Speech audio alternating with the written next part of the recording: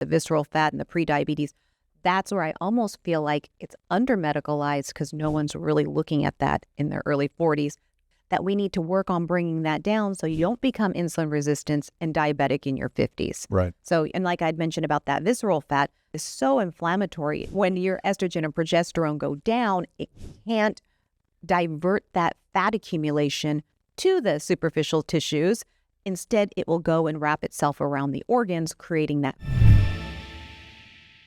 Is perimenopause over-medicalized? There's been a growing argument that perimenopause is overhyped, or women are being told that they are ruled by their hormones. Well, being doctors, I'm Dr. Davidson, I'm here with Dr. Maki. We are going to give you our honest take about perimenopause after treating thousands of women since 2003 and myself, 2004. Well, to be honest, I think that I think it's a wonderful thing that there's a lot of talk and discussion about perimenopause, because we've been doing this, as you said, for over 20 years, where really there wasn't even a word for perimenopause. Like, it's not that long ago. We're talking in the 2000s, and perimenopause wasn't even in the zeitgeist even 15 years ago. I mean, what we've seen now granted, I will say social media and the internet and everything does create a little bit of hype and hysteria. When it comes to women's health, I will say that it is sort of necessary, because women have been sort of marginalized and discarded, and just take some birth control pills and some antidepressants and you're good to go. Now that there's lots of talk and discussion and all of a sudden it's becoming overhyped, I think that's a little unfair. I agree. I mean, I remember even like 10 years ago, colleagues would laugh at me when I would talk about perimenopause, like it didn't exist or it wasn't real. Yeah. Or I'd have women come into my office and they would be, they start crying because their doctor was giving them names of therapists, trying to give them medications and just blowing them off.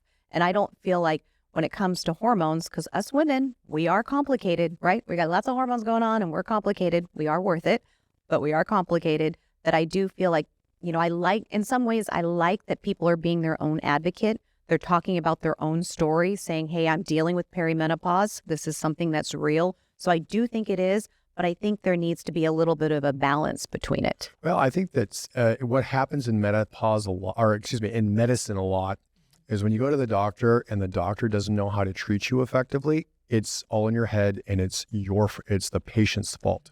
Okay, so I think that women that have these, voices on social media, doctors don't like that kind of stuff that well. It makes them feel a little bit, I don't know, it makes them uncomfortable, because doctors are the one that's supposed to have the answers. And when it comes to female health, women's health in general, doctors do not have all the answers.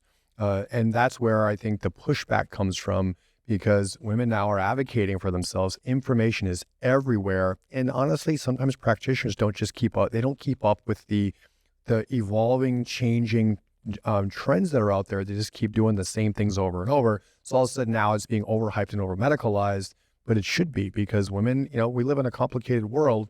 And women's hormones, I mean, it really does affect how a woman looks, feels, functions, behaves, her emotions, everything.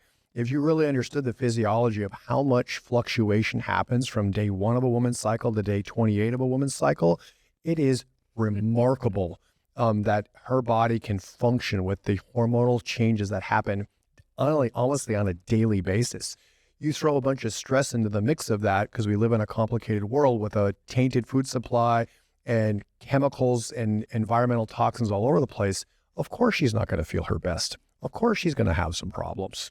So I think it's really unfair for women to be, sort of villainized that way when they're just looking for answers. I absolutely agree. So I don't think it's overhyped. I think finally the curtain's been pulled back. Yeah. And we're talking about hormones, not just menopause, because everybody's talked about menopause for a while, but that, hey, I feel like perimenopause is a harder, and I tell my patients this all the time, and they're like, wow, that perimenopause is more, I don't want to say the word difficult, but it is more technical, maybe difficult, complicated to deal with than straight up menopause. Oh, yeah. Right? Straight up menopause, that estrogen and progesterone have left the building. Maybe you want to add in some HRT, or you want to do some things to balance that out. But in perimenopause, those ovaries kind of liken them to gremlins. What is it? Those gremlins. They will secrete some estrogen. They'll secrete a whole bunch. They won't secrete any. Maybe there's some progesterone happening. Maybe there's no ovulation. Like everything is all over the place, almost like a roller coaster. that I feel like it needs to be addressed. But you said something earlier that I thought was interesting. You said doctors don't have all the answers. I don't think anybody has all the answers. Oh, no, And that's okay.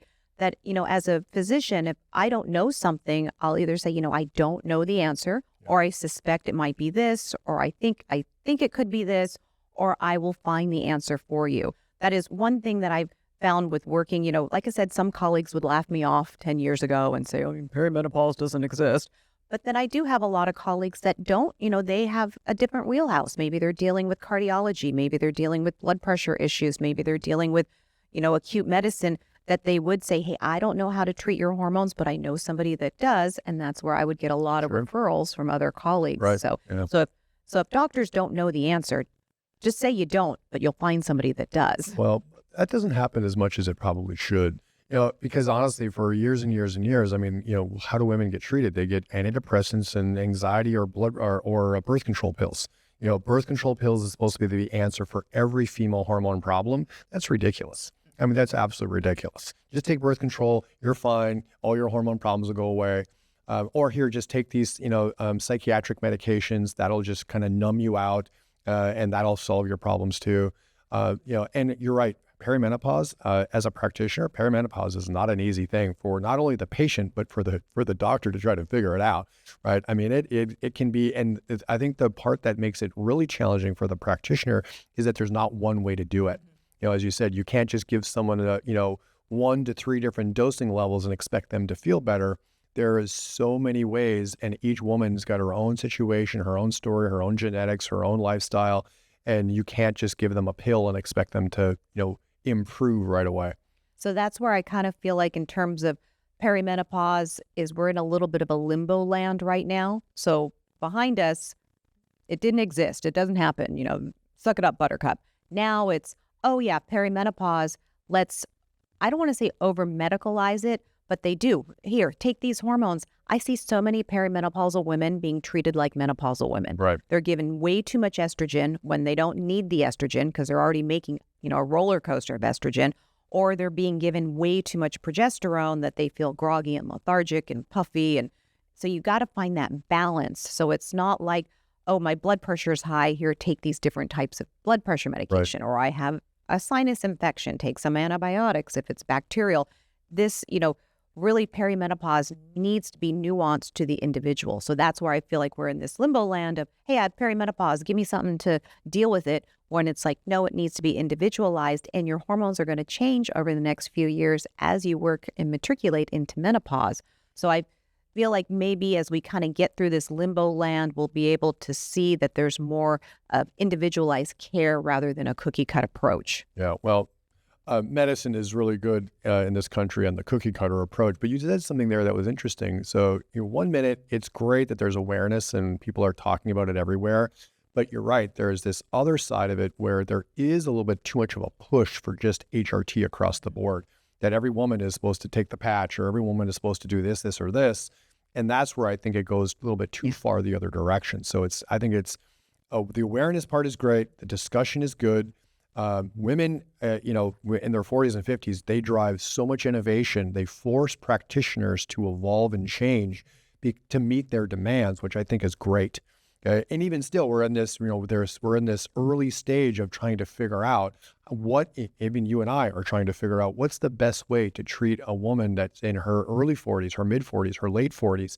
They're all a little bit different, right? You can't do all the same. Trying to do this reductionistic, everyone gets the same prescription. Those things are, they're just so archaic and outdated.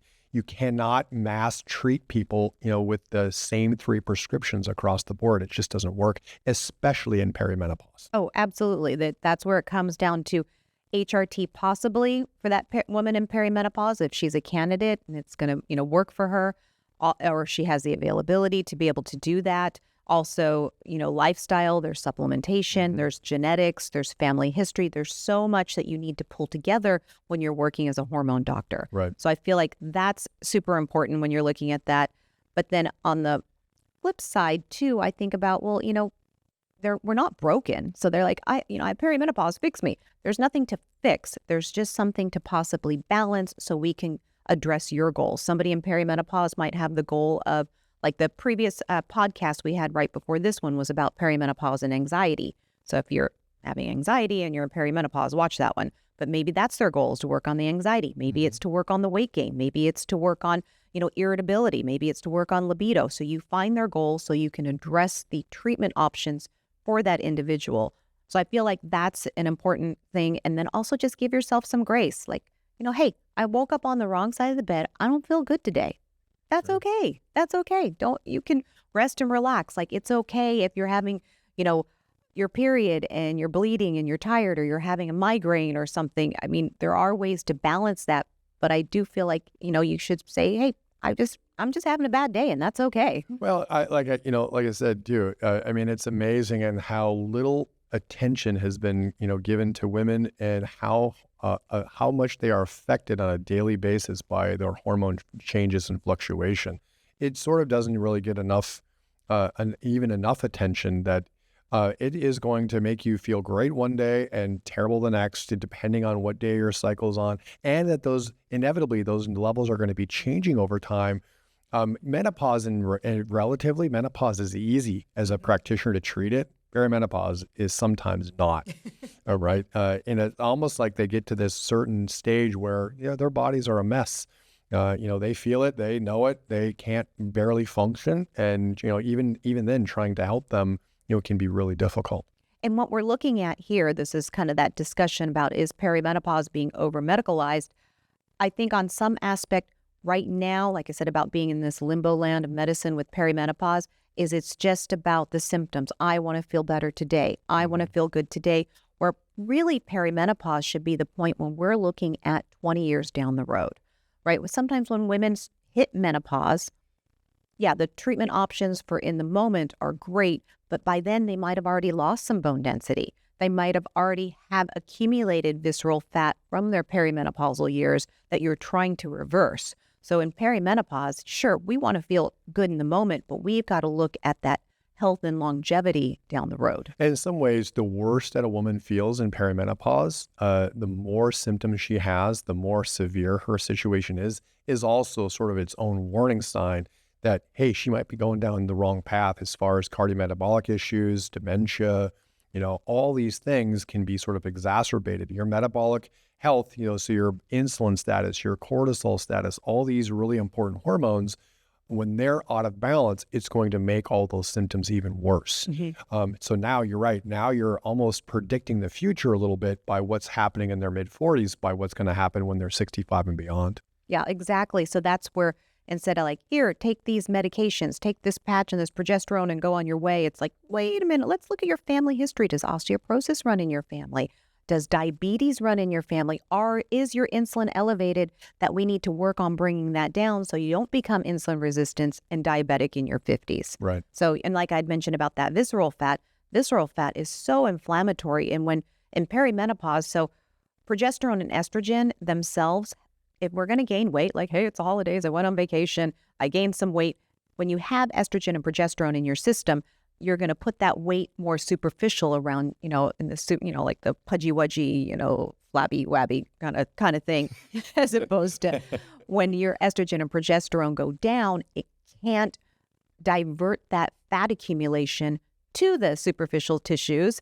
Instead, it will go and wrap itself around the organs, creating that visceral fat. You have visceral fat for years, from your early 40s to your early 50s. Then we're trying to backstep out of this, like you said, cardiometabolic dysfunction, where it would be so much easier to work on it before it starts. Yeah, when you're in your 20s and 30s, okay, fine. Your body has some, resilience there. Things don't get too much, out of whack. But like I said, by the time you get your 40s, now it all catches up with you. And now, things start to, it's like a snowball rolling downhill. It gains momentum. And like you said, visceral fat, nobody wants it. It's metabolically active, meaning that it increases, overall systemic inflammation, which then leads to all those, age-related problems that nobody really wants to deal with. But you're right, it really starts in your late 30s to early 40s for sure. So it's one of those, so this question here, is perimenopause overhyped? Is perimenopause being over-medicalized? You got to look at it from a different factor, that we don't, like you said, you don't want to just give somebody, here's 3 medications, here's 3 dosings or 5 dosings, and that's all you can have. Or treat a perimenopausal woman like a menopausal woman and giving them way too much estrogen. So you got to take that into consideration. But then also I think that with perimenopause, they aren't being over medicalized because they need to look at the preventative issues down the road. Yeah. Like, hey, you're 40 years old. Let's make sure that your cholesterol isn't going to go too high with inflammation. And like I said, the visceral fat and the prediabetes. That's where I almost feel like it's under medicalized because no one's really looking at that in their early 40s. They only look at it when they're maybe in their 50s and like, oh, you're pre-diabetic. Yeah. Take some, take this medication, as opposed to, hey, we could have maybe worked on this earlier, maybe with your hormones, balancing your hormones, getting you feeling good, and also being able to, create that lifespan. Yeah. Well, I think that the medical field in general is not really great at prevention and longevity in general. But, doctors like you and I, we that's what we want our patients to feel good now, but we also want to set them up for success down the road, not wait until there's a problem, right? Because once there's a problem, there's 1,000 things you can do for chronic disease. But let's prevent the chronic disease starting, on the front side of that. But that's going to be 20 years before there's a problem. You're in your, late 50s, early 60s, mid 60s. You could have solved that problem or avoided that problem 20 years ago if you had the right strategy or the right approach, or sort of knew what, or your practitioner, your doctor knew sort of what they were doing there. And that doesn't, here, just take some, blood pressure medications, just take some cholesterol meds, off you go, no problem. And then there is a big problem. And, did those medications help at all? And, oftentimes not really. So. Yeah, so something could be brewing, like you said, here, just take these medications instead of looking at the actual cause or root factor. So that's where I feel like in some ways, perimenopause is that time that you want to work with your practitioner, because hindsight is 20/20. Like we all know, like, oh, I shouldn't be, doing this, or I should exercise more, I should eat more vegetables. We all know what we should. That's where I feel like the guidance of working with a practitioner that wants to manage your perimenopause, make you feel your best, but also looking at 20 years down the road. So that's kind of where we're coming to, with this topic of this podcast. Yeah, it's anything that gets a lot of attention is going to be scrutinized, good or bad. And we've been working in this area for a very long time, so we're maybe a little bit biased, or a little bit a little biased, because these are the problems that we deal with people on a regular basis. So we see it on a first line basis. So, and we understand once they do feel better, it's can sometimes be profound and life-changing, right? Yeah. How they feel. And then again, that sets them up for long-term success at the same time. So I'm not really sure if we answered it. Overhyped, over medicalized. I think there's yeses and nos to both of those answers. Exactly. Yeah. So there's not a really definitive yes or no to either of those. Anything else to add about this topic? I mean, it's something that's probably going to come up again. There'll be probably some pushback by people out there in the media, not on us necessarily, but just in general. So that's okay. We're here to answer questions, to help with guidance. So if anybody has any questions, please write them in the comments. Go to our website. We answer lots of questions, lots of listener questions. Yeah. Till next time, I'm Dr. Maki. And I'm Dr. Valorie. Take care. Bye-bye. Bye.